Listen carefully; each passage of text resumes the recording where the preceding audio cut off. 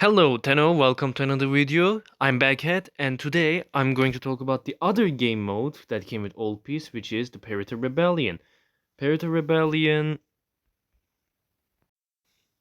is the more important game mode because you can use your school ultimates in it. This has three game modes inside of it, which have different bosses such as the Hunhulus, Dactylus, and Vanguard. And these game modes is where you're gonna get the arcanes for your Tauron strikes, the school ultimates, where you will get the materials for your mev weapons and prime weapons. Basically, you will get materials to craft Uriel, to craft his signature weapon, the bayonet, and to craft the two new prime weapons that came with this update. These prime weapons need no relics. The Grenier era prime weapons, similar to Godva Prime, can be earned through this game mode. They are the end of mission drops. These two new prime weapons are Sagek Prime and I forgot the other's name. Basically, they are Grenier era prime weapons like Godva Prime. One of them is a pistol, and the other one is a sight. What the pistol does is it gains status chance based on your criticals, I believe.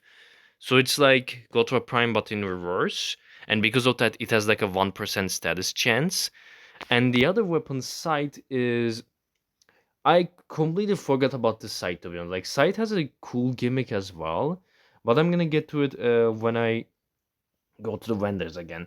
So, the Perita Rebellion is really simple. You have 12 minutes, and through those 12 minutes, you have to do missions. And when you do these missions, you can also transform, transport with these rings on the sky. You can grapple to them, or you can grapple to the ships to destroy them.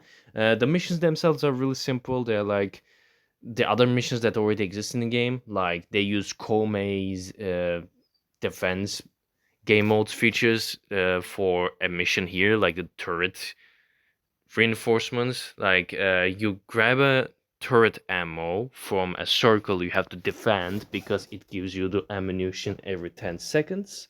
And when you get the ammo, you put them into a turret, and you have to do this 12 times. This is basically similar to that shrine defense mode on the Komei stuff, or another mission being just exterminate, or keeping an area free of enemies, just killing squads, like 5 squads, like 5 ships, or just capturing boxes, like you capturing caches in the Orbralis. Through these missions, also commandeered primes gonna attack you. Now, what are commandeered primes, you may ask? So commandeered primes are just join the game mode like randomly. They basically show up like an acolyte, and I don't exactly know what causes them to show up more often because like sometimes three of them spawn, sometimes just one. When you kill them, they drop Steel Essence, an Arcane for the Tauron strike, and perhaps a mod. And of course, the all other Tauron, the new ultimate mods can be earned through this game mode. Descendia won't give you these mods. The Repita Rebellion will. And when you do the missions, you'll get a bonus. That bonus stacks. This bonus is 25% fire rate for both of your primaries and your secondaries.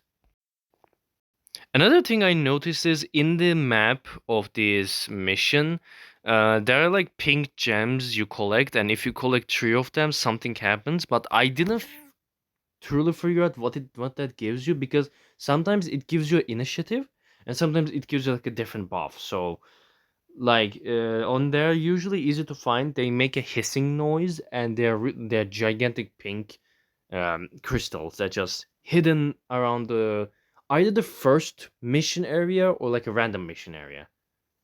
And when you collect the 3, you can collect them again and again for every mission area, I guess. Like I genuinely couldn't figure out what these crystals even give you. Maybe another initiative to stack it on top. By the way, the fire rate stacking is insane. It makes certain weapons really broken. And okay, so I was mentioning you get materials to craft all of the old piece new items. Those are Loda, Agnio Foix and Servoris. Oh, there we go. That's the pink crystal I was talking about. So Servoris is the rare material that drops from the enemies. Lauda and Agnefor, like the other two materials, drop more commonly from the enemies you kill.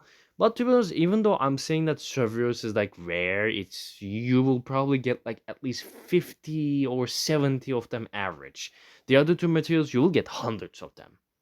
So these materials not only they're useful to craft Uriel, his main weapon, and the two Grenier prime weapons, you can also buy stuff with them from Maria, which I will go on to when I open the vendors if I did. If not, Maria's has a browse wares section where you can buy arcanes, the Tauron Strike arcanes, Tauron Strike mods, Ignia, Mephita, the Descendia materials, or other stuff from her for with these materials you get from this Repita Rebellion. So, I think the next one I should talk about are the bosses. So, there are three bosses in Repita Rebellion. Those are Hanhilus, Dactylist, and the Prime Vanguard, which are all of the primes you're gonna fight. So, let's get on with the Hanhilus. So, the 12 minutes are done, and you fight the boss. Hanhilus is the most interesting fight because first you have to get rid of those weak spots on it, then you can damage it. But considering you're using a strong weapon and considering you did a bunch of orders, you're just gonna like kill them instantly because your fire rate will be really increased.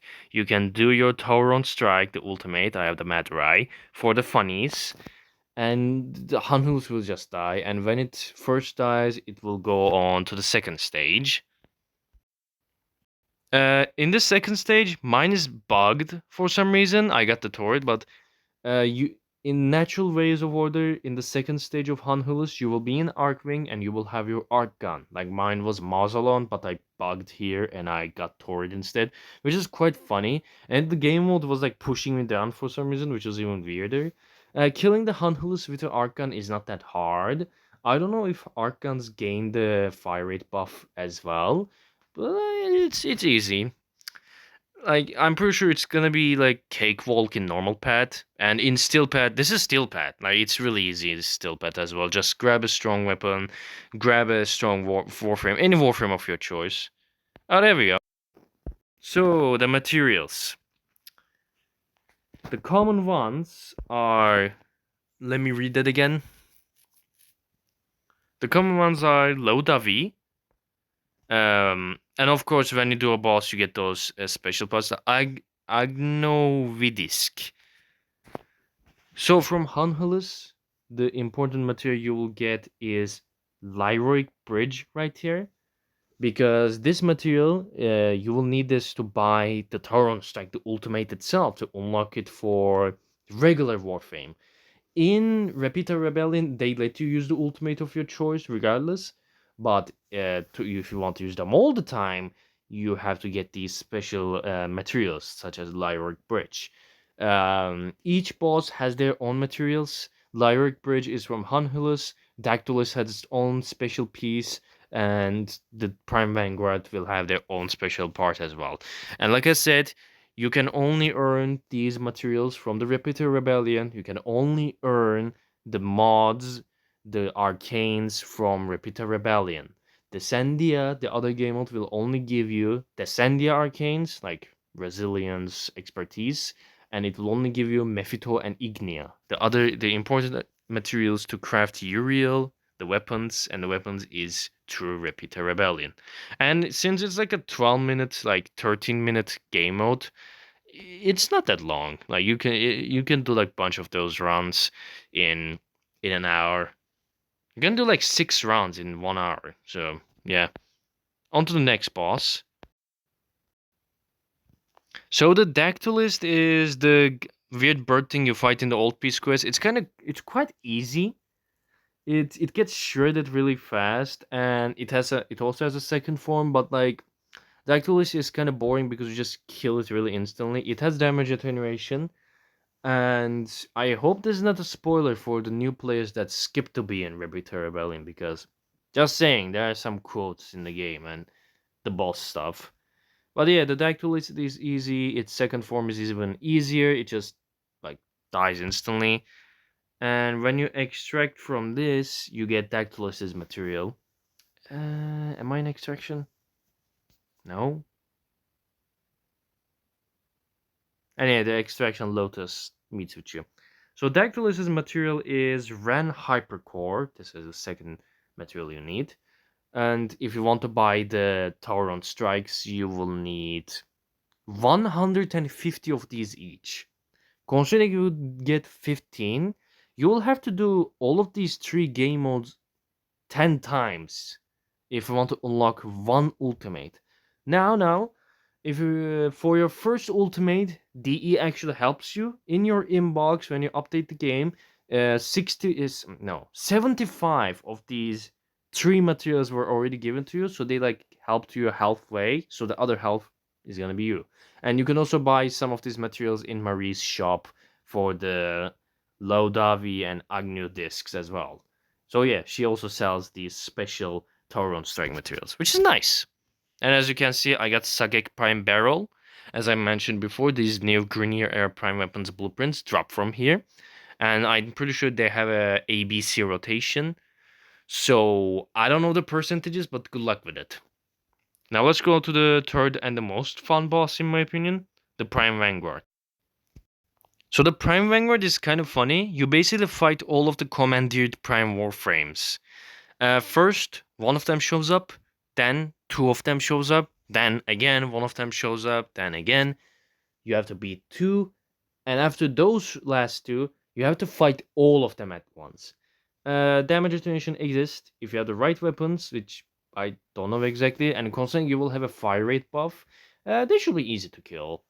I don't know. Like I said, I don't know what's the meta weapon against these guys, but they're a cakewalk most of the time. They just die instantly.